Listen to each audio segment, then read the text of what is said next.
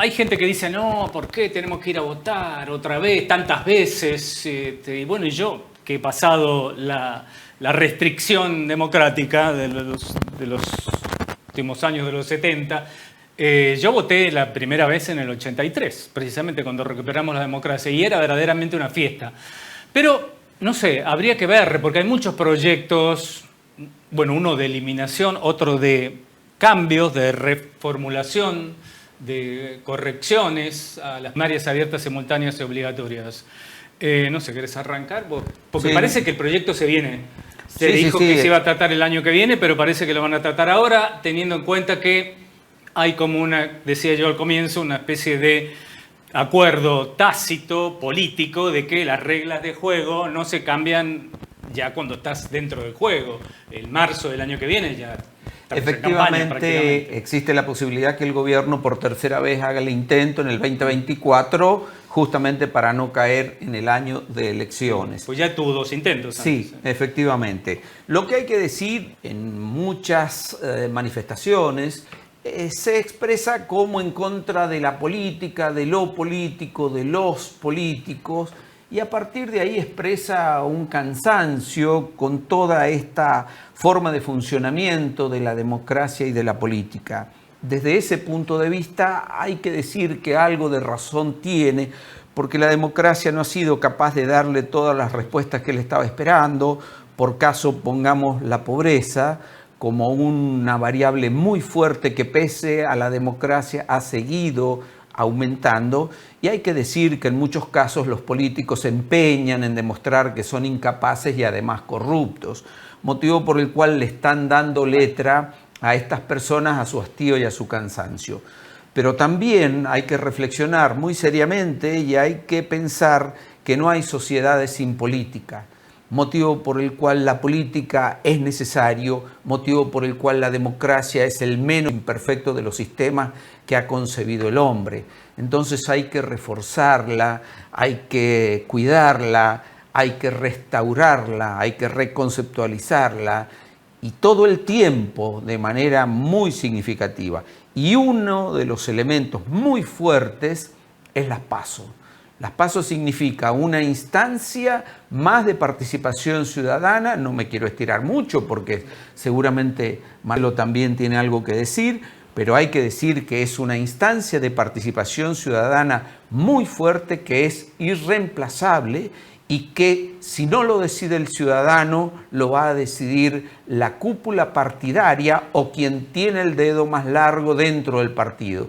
Y esto claramente conspira contra una democracia más abierta, más libre y de más posibilidades futuras. Marcelo, yo te pregunté hoy, ¿qué posición tenés respecto a la eliminación de las PASO? Y la respuesta fue, mira, yo estaba a favor estaba en contra, ahora estoy más o menos a favor.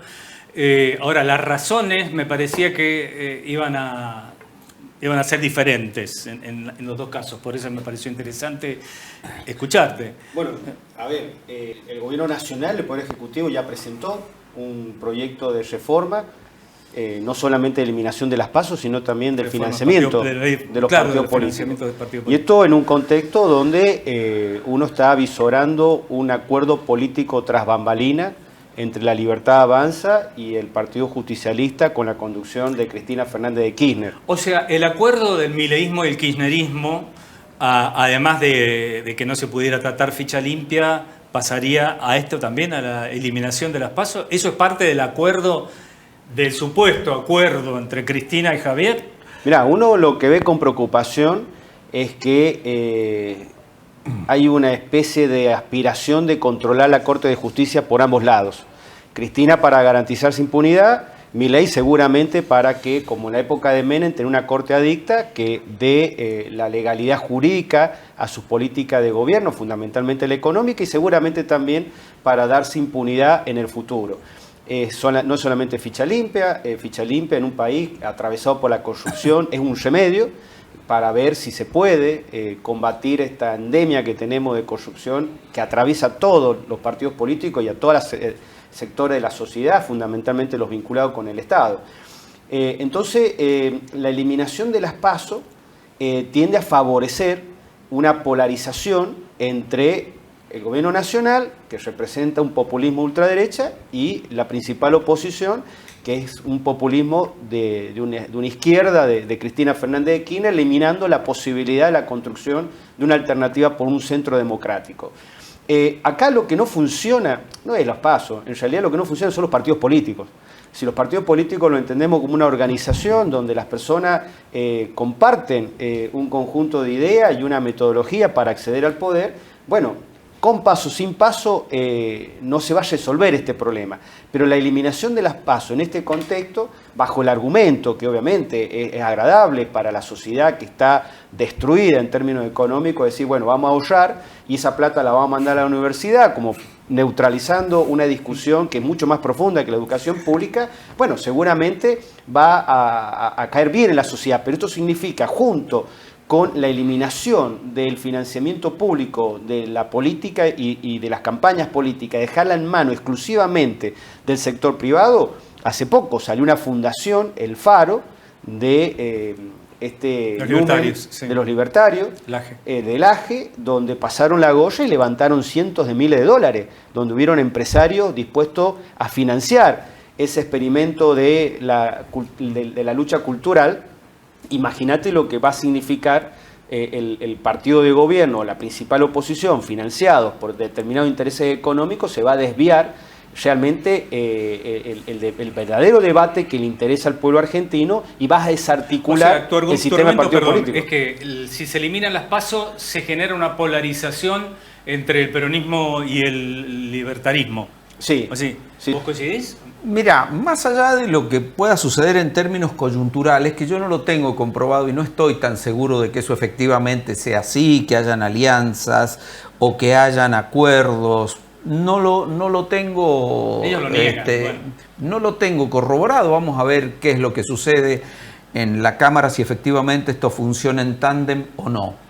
Desde el punto de vista conceptual, yo hago dos reflexiones. La primera es que el ciudadano común casi se siente contento con esta eliminación porque claro, dice, uy, me ahorro la posibilidad de tener que ir a votar. Claro, más del ahorro de dinero es me ahorro la posibilidad de ir a votar. Ahora, ¿cómo cambias los eso dos argumentos. en función de lo que vos decías al comienzo? Bueno, ¿cómo haces que la gente se dé cuenta de que le es útil y le es favorable mantener este tipo de programas me parece que son los que ayudan a concientizar, que las personas sepan, que el ciudadano sepa que tiene un costo por ir a votar, el costo entre comillas, media hora cada 2 años o cada 4 años de un domingo a la mañana. Tampoco es que se le pide que vaya de rodillas a Luján.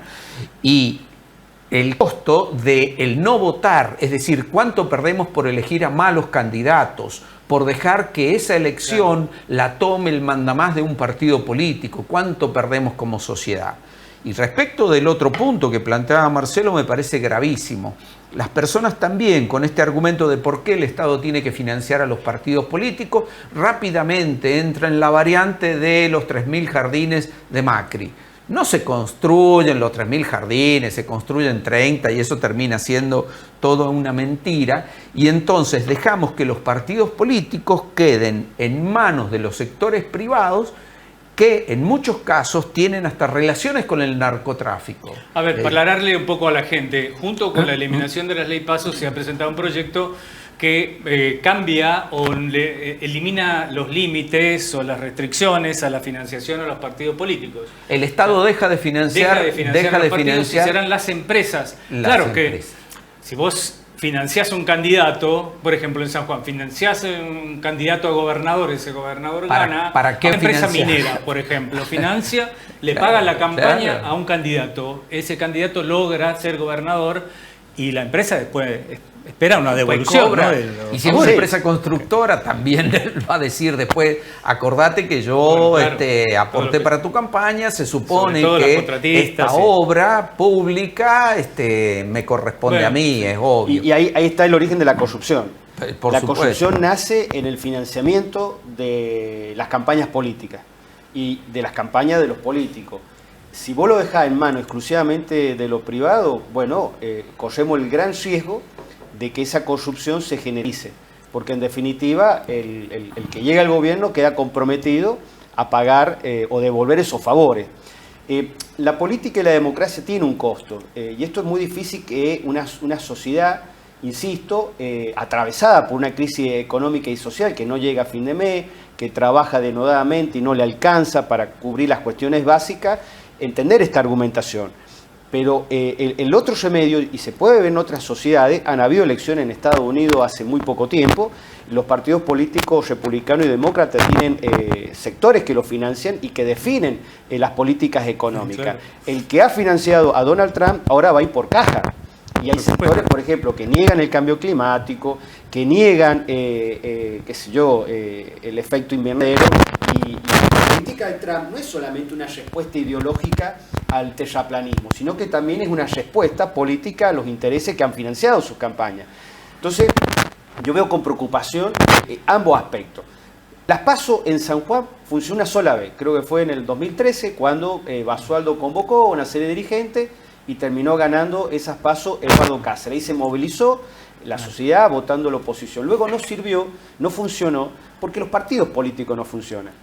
Porque se utilizan las PASO de una manera especulativa y no para realmente crear o construir liderazgos nuevos y fortalecer criaturas. Son todas cuestiones tácticas que no han servido. Por eso, pueden haber pasos, no pueden haber pasos. Lo que no puede tener Argentina es esta ausencia de partidos políticos sólidos, consolidados, que representen algo en la sociedad, y es lo que se ha perdido. Ahora, concretamente, yo he tenido, como vos decía en la presentación, postura distinta según los momentos históricos, si las pasos sirven o no sirven. Si vos convocás una elección, haces paso y nadie compite internamente y no sirve. Sí. Es para competir, no para presentar lista única. Claro. Ahora, en el esquema actual, frente a lo que se está viendo con Lijo en la Corte, con el no a la ficha limpia, y este tema de las PASO para una polarización y exclusión de partidos políticos que solo pueden financiarse del Estado, bueno, a mí me parece preocupante, y creo que sería que la sociedad entienda este debate y priorice la democracia a el interés de dos personajes que lo que quieren es, bueno, asegurarse un escenario electoral a su favor, tanto los libertarios como el cristianismo. Yo soy más conservador.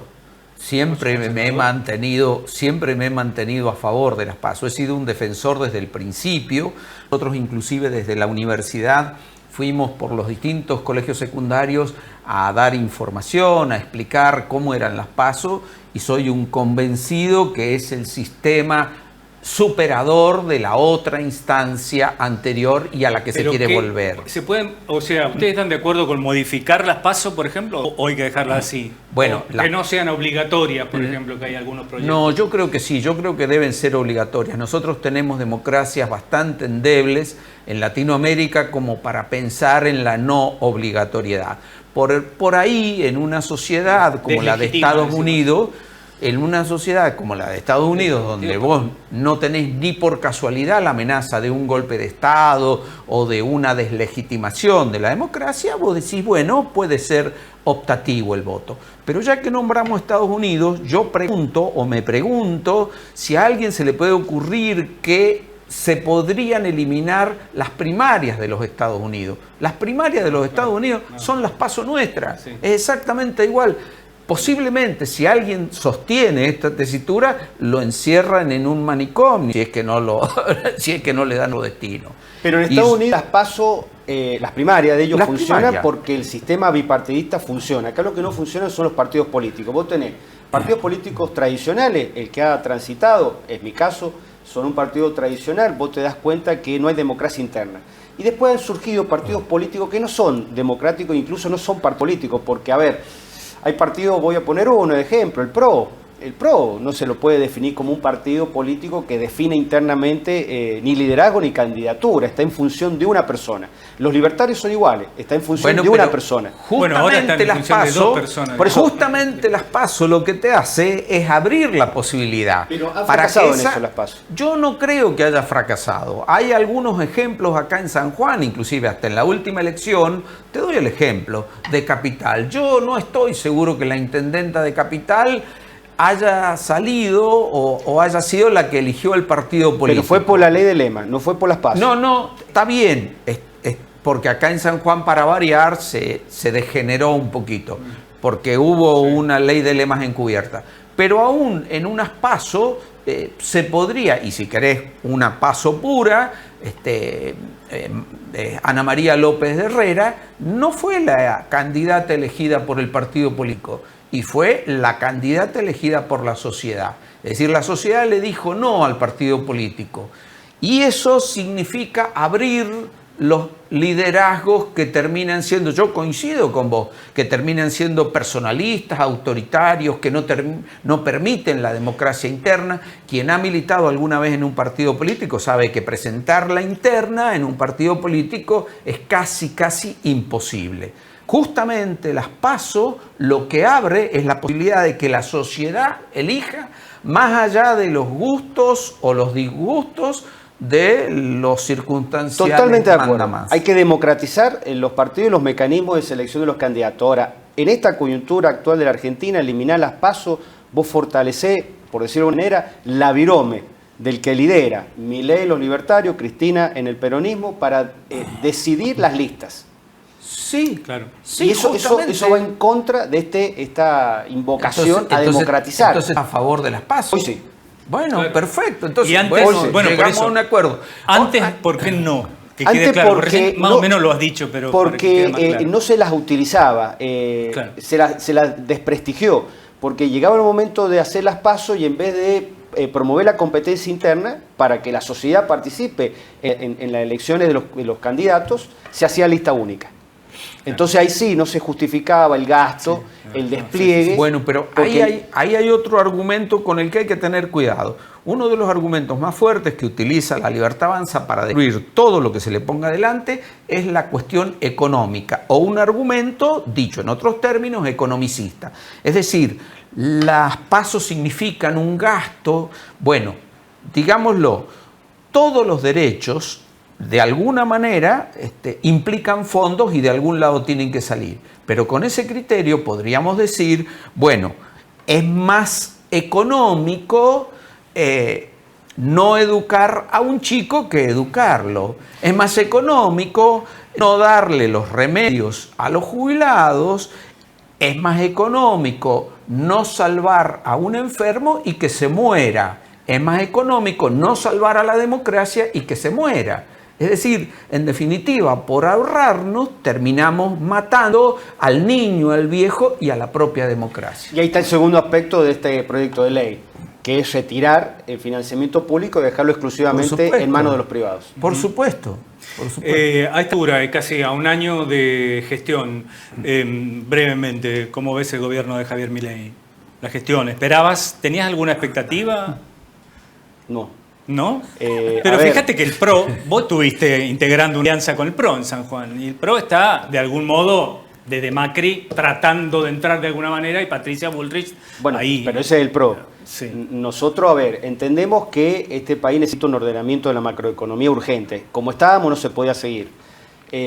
Milei ha logrado ciertos éxitos macroeconómicos, no cumpliendo con su promesa electoral de que lo pagara la casta, lo está pagando la sociedad lo está acompañando, pero me parece que no es solamente lo económico. Este país necesita también una reparación institucional en sus instituciones políticas, económicas y democráticas. Y en eso, cuando Milei dice, yo soy un topo que me he infiltrado en el Estado para destruirlo, bueno, me parece que ninguna sociedad logra recuperarse económicamente destruyendo sus instituciones republicanas.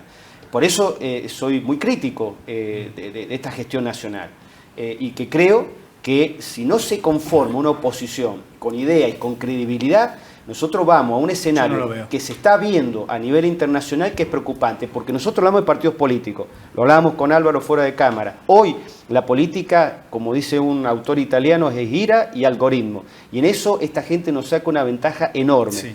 Y la sociedad está enojada. Y aprovecharse del enojo para destruir las instituciones, como en el caso de los partidos políticos, me parece un retroceso enorme. ¿Cómo vas a jugar el año que viene? Así, muy cortito. De 10. Vos sos de San Martín, ¿no? Sí, estás señor. Contento.